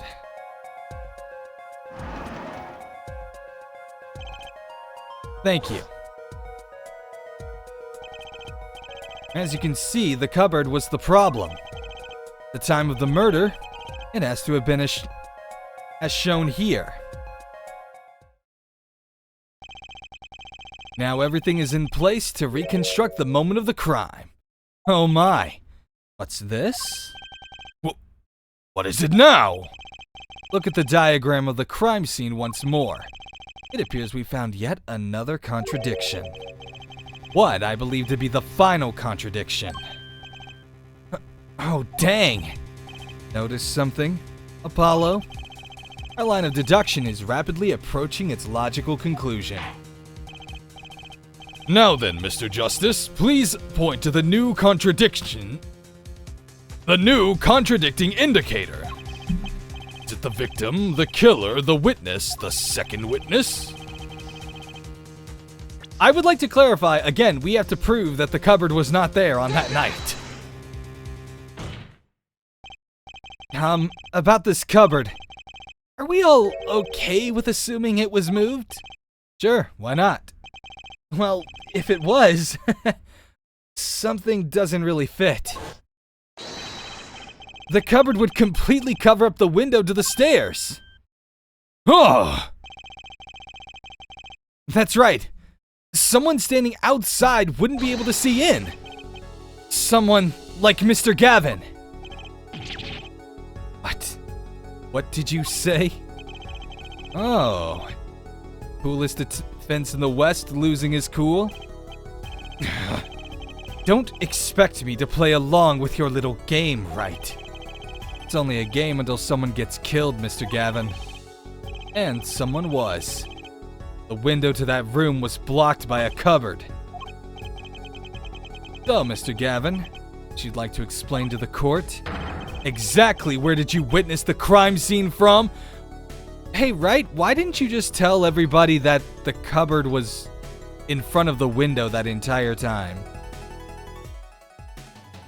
Like, we're over here defending your ass, but quite literally, you could have easily just said that the diagram was false because the cupboard was usually in front of the window.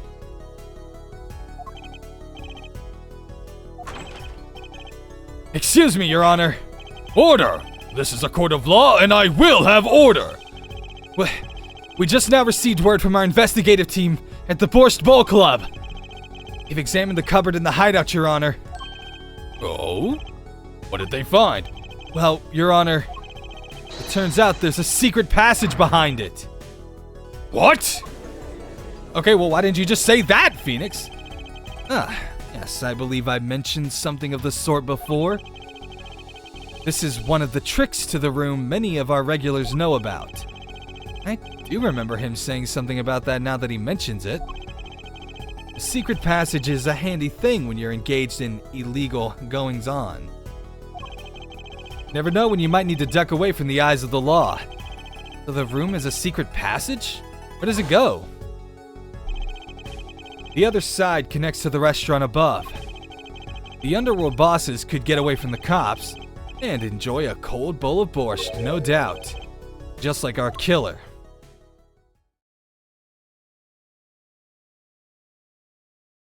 Well. Everybody got real quiet. You see where our line of simple deductive reasoning has led us, Apollo? See it. I don't believe it. That girl wasn't kidding when she said I needed this trump card for the last hand. The time of the murder, the window was blocked. The victim's hat was only off his head for the few minutes between Mr. Smith's murder and Mr. Wright's return from calling the cops. In other words, the only place anyone could have seen the victim's bald head was from inside the hideout. Well, Mr. Gavin, come on, say something.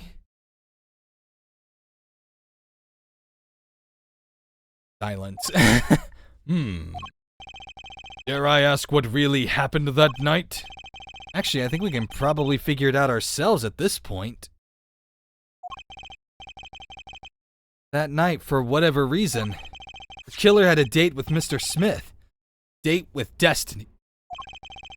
There he crouched hidden in the secret passageway behind the cupboard, holding his breath, waiting for just the right moment. And the chance came and he took it.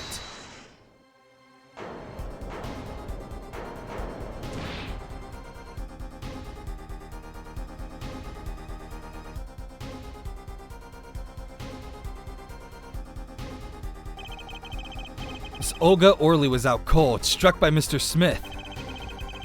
His time was soon to come. Mr. Wright went upstairs to call the cops, leaving Mr. Shady Smith alone in the hideout with an unconscious dealer. Then, our killer stepped out from the secret passage and into the hideout. The victim must have heard the cupboard sliding aside. He wheeled his chair around to look and... After the deed was done, the criminal must have seen the blood on the card. He would have, of course, realized the need to destroy the evidence. That single spot of blood told the whole story of the crime. Too bad for him he didn't linger any longer in the hideout that night. If he had, he might have noticed the cards on the floor. And the fact that they were all red.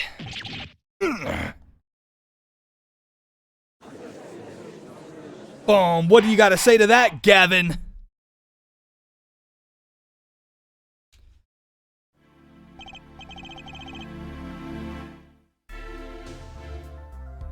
Well, it seems this trial has taken yet another turn. I'm truly, truly sorry I had to see this day come, Mr. Gavin. Mr. Gavin?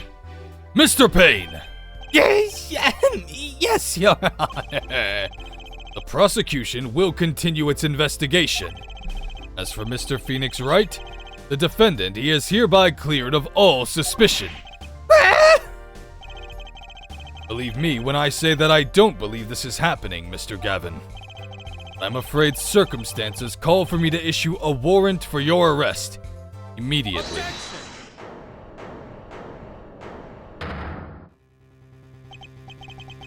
Oh, no need to apologize. I rather enjoyed myself. It's not every day you get to witness a legendary attorney's dirty tactics firsthand. Your point, Mr. Gavin? Frankly, Your Honor, I'm shocked that a person of your caliber taken in by such a low-grade parlor trick. Excuse me? The defendant is cleared of all suspicion. This is hardly the time for jokes, Your Honor. Mr. Wright hasn't proven anyone's guilt or innocence here. What he has done is use illegal evidence to put the blame on someone else. Not just anyone else, but me, his own defense attorney. Illegal evidence? Let me ask you, Mr. Gavin. Is there still any reason at present to suspect me of wrongdoing? Of course. This bottle, for instance. Bottle of grape juice Mr. Wright was drinking? How do you intend to explain away the fingerprints on the murder weapon? Not just any fingerprints, am I right, Mr. Payne? Actually, yes. The fingerprints on the bottle were, upside down. I seem to recall this being an issue earlier. The court, in this case, demand an explanation. I can think of only one reason why one would hold a bottle upside down. And that is to hit someone with the bottom of the bottle. See how the codfish squirms to the last. Well, Apollo? Yeah? Your boss seems awfully concerned about this bottle. But I'm sure you can come up with a suitable explanation just like that. Yeah. Just like what?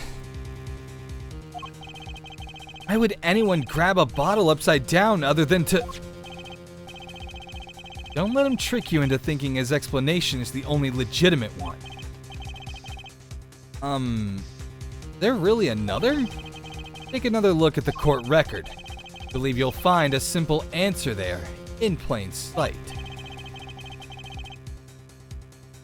How about you just say the answer in plain words? It would be hasty to deliver a verdict with unanswered questions indeed. Well, Mr. Justice? Mr. Gavin said that the court and this case demand an explanation. Don't worry, Justice. Don't worry. Justice won't leave until justice is done. Perhaps the defense would care to enlighten the court?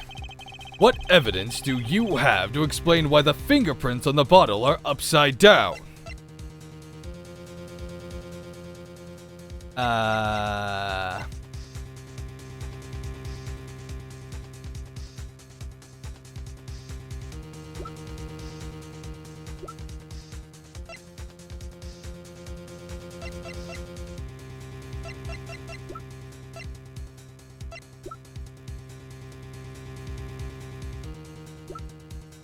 I hate the fact it doesn't let me save when I'm having to do this. The main thing I can think of is like picking it up.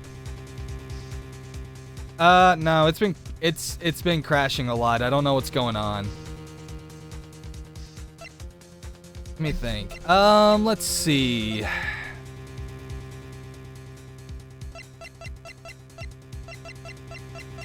The main thing I'm thinking of is that if he's picking it up and putting it on the table, that could be a reason.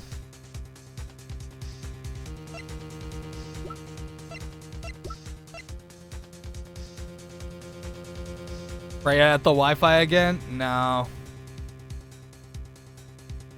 I think I'm just having a connection error or something. I don't know what's going on.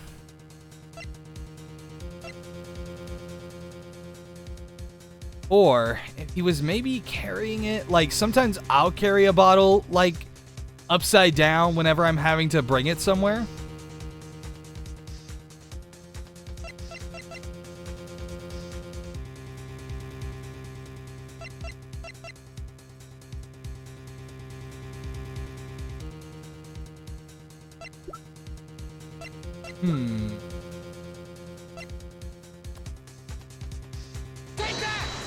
Let's just do it. Let's see. It's actually easier to show you than explain, Your Honor. Place that bottle on the floor next to your chair. Excuse me? On the floor? Yes. Now reach down and pick it up. Without getting out of your chair. Oh, hey, I was right. See, you naturally go to pick up the bottle by its neck. With your fingers upside down! Look at this photograph taken on the night of the murder. The defendant, Mr. Wright, sat here, playing piano, bottles of grape juice on the floor to the side of his piano bench. He would have naturally picked up the bottles upside down several times. Wow, I can't believe it was that simple. Recall our dinner that evening, Christoph. I was drinking my usual juice then, too. Basically, you used the bottle on the table to do the deed. But then you must have remembered. So you went and picked up one of the bottles from under the piano. And you switched the bottles. You took one of Mr. Wright's bottles and made it look like the murder weapon! Order! Order! Order! What do you have to say to these charges, Mr. Gavin? Fascinating. So this is the legendary attorney's famed tactic of misdirection. What? You claim that I switched the bottle? Where is your proof? Proof? Well, that's, As I thought. More baseless conjecture. I'm afraid your bottle of proof is quite empty. I wouldn't be so sure about that. Your Honor, when you initiated the investigation of the hideout earlier, do you recall... do you recall I requested an additional investigation? Ah, yes. I have your memo about that here. Retrieved the bottles from under the piano at the Borscht Bowl Club. And here's one of the bottles in question. What are you going to dust that for? What? Are you going to dust that for fingerprints too? Alex, I will time you out. I would be surprised if any were on that but his. Sir Gavin probably wouldn't make such a novice mistake, true. That bottle won't bear a trace of anything. Oh, my dear boys, you forget? This is the tutorial of a video game. And that means I actually do remember shit. And I happen to remember that there's something very special and unique about that bottle. Say, Apollo. Yeah? Why don't you go ahead and examine that bottle? But why? Just humor me. Mr. Wright, that bottle will solve this case once and for all. What?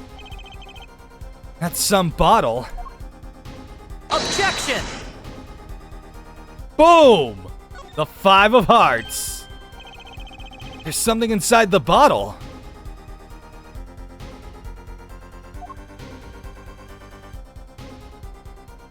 We're opening the bottle, okay. Now we're pulling it out of the bottle. It's a 5 of hearts card.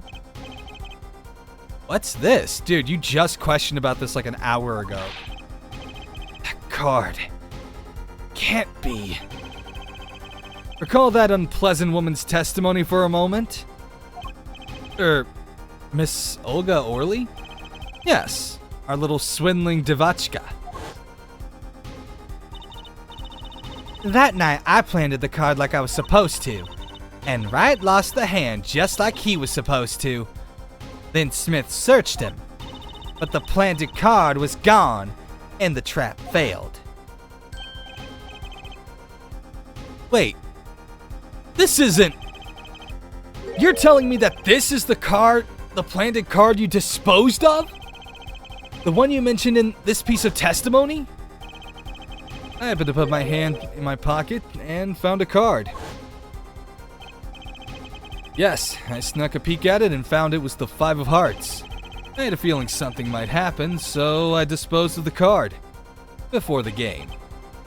Disposed? Where? There was an empty bottle of grape juice I had been drinking right beside me. I threw the card inside the bottle.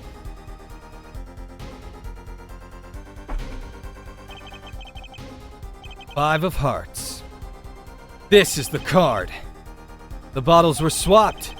The only one who could have done that was the 4th person in the club that night.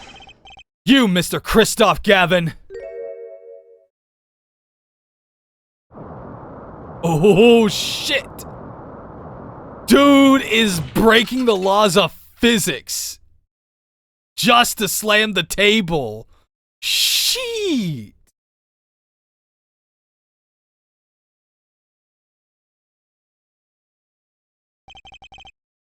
That is all.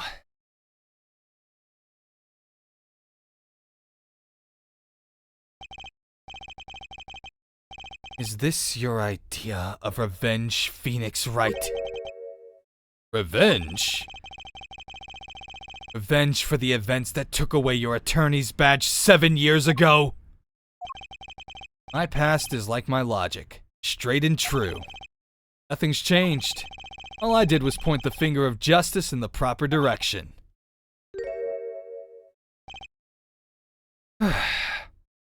Fine. I'm glad we could have this little... what is this? Teata? I don't know how to pronounce this word. Right.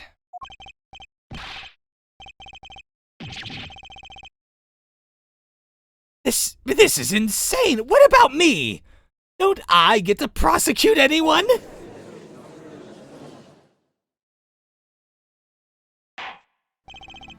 I believe this time we've finally come to the end of our trial. Mr. Payne, do you have a report for us on Christoph Gavin? He's admitted everything. We're processing his arrest now. I see. Still, one has to wonder why he would do such a thing. He didn't even have a connection to the victim, did he? None that we know of. Mr. Wright, have you anything to add? I'm afraid I can't shed any more light on the matter. About this victim, Mr. Shady Smith. His occupation was listed as traveler. Not profession to be sure, and that's all we know about him. I'll arrange a follow-up investigation, Your Honor. Good. Mr. Wright? Yes? 7 years. You still haven't lost your touch. Christoph Gavin. The man with much significance for me. As a friend. Both as a friend. Lawyer. He's extremely talented, to be sure. I needed 2 things before I could confront him. The first was a place where no justice... The first, the place where no injustice would be tolerated. This courtroom. The second, was a man who would tolerate no injustice. In other words, defense attorney. You, Apollo. Me? This is a dark time for our legal system. A twisting of justice brought on by our very own initial trial system. We have to set it right.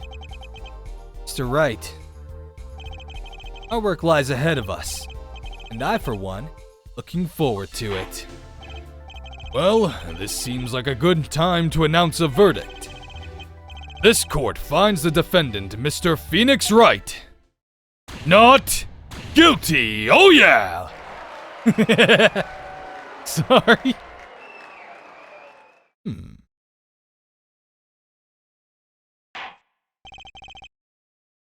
Court is adjourned. April 20th, 4:28. District Courtroom, Defendant Lobby number 3. Ooh, thanks, Apollo. Came through just like I thought you would. I'm pretty sure I didn't do a thing in there. It was you who cornered Mr. Gav. Killer. I couldn't have done it by myself. Sensed it too today, didn't you? Your ability. Ability? Yes, sensitivity I lack. We'll come to understand it soon enough. Wait, I wonder if he means... I have one question for the witness then. You say you saw the moment the defendant hit the victim. Is this true? Of course it's true! This weird vibe I'm getting. What was that, Mr. Wright? We'll have to find the answer to that question yourself. The answer... right. It was full of questions without answers, most of them about Mr. Gavin. What possible reason could he have to commit murder? Hold on, was that Apollo? Perhaps you'll learn that in the days to come. Wait, you don't know, do you? This locket is the key. Oh, that reminds me. I met the girl whose picture is in your locket.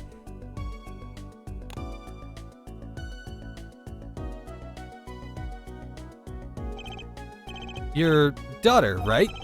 That's right. It's my daughter. You know, you were right about this locket. Eh? I took this off his neck the night he died. But it looks like our dear Russian scam artist saw me. So the truth is, this locket really did belong to him. Wait, but that's perjury! You testified! You said that locket was yours! I said no such thing, actually. I merely said it was a locket with my daughter's picture inside. A subtle distinction, but a distinction nonetheless. And it's the truth. Wait, but then... why? Why was the victim wearing a locket with a picture of your daughter inside it? Sometimes the straightest path to the truth isn't the best one. Give it time. You're still just getting started with your career. Speaking of which, I may be out of a job. I work for Gavin Law Offices after all. Still can't believe I just saw Mr. Gavin get led away in handcuffs. Paulo. Yes? How about coming to work for me? Eh? You mean at the Wright & Company law offices? I mean, there's not a single attorney in my generation that doesn't know it. I can't imagine that to be true, but... wait. But didn't you... you're not oh, I turned in my badge, yes. I'm not an attorney anymore. That incident 7 years ago. Legendary trial. At the middle of it all, one man, Phoenix Wright. The case reached its sad conclusion, and he left law for good. You ever thought about coming back to the courtroom? I'm not qualified to stand in a court of law, I'm afraid. Didn't you notice in today's trial? There's a single piece of forged evidence. Forged evidence? What are you talking about? Talking about evidence that shouldn't have existed. Naughty magician's trick. One piece of evidence struck me as odd, it's true. Seemed, well, too perfect. I'll bet this was the forged evidence.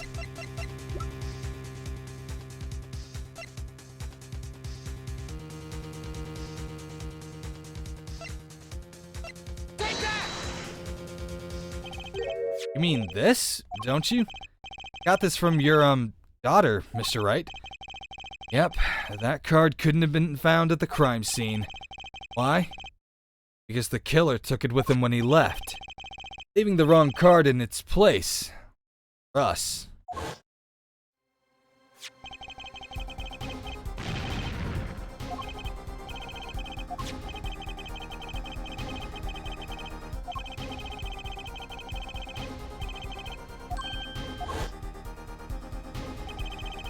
My verdict was already handed down 7 years ago. And you really... Yep, I forged this card. One look at the crime scene should have told you it wasn't real. But you can't do that! Sorry, but you can't do something like that and call yourself an attorney! Who's calling themselves an attorney, Apollo? So it's true. The rumor is true! 7 years ago... Well, none of that matters much now, does it?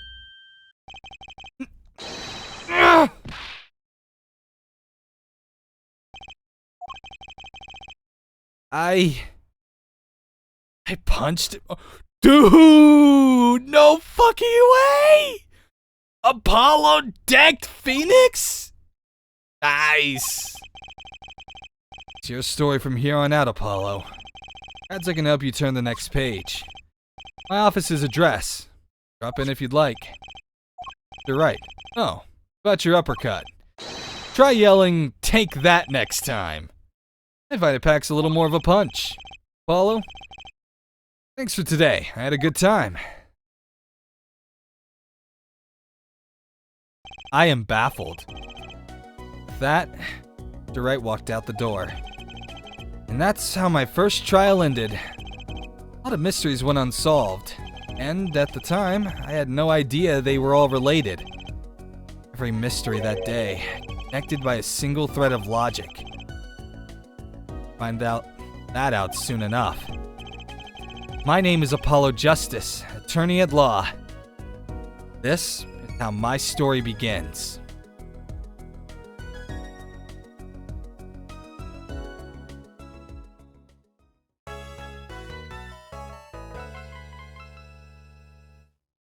Yes, I would like to save my... Hey, Rico, thank you for the sub. Thank you for 40 months. Resubscribed for 40 months. Hello there. Oh, shit. Okay. Oof. It is hot in this room. Hey, what's up, Rico? How's it going? Dude, I am just like... kind of baffled a little bit by the story going on here. To the next episode, or maybe wait it out a bit. I don't know.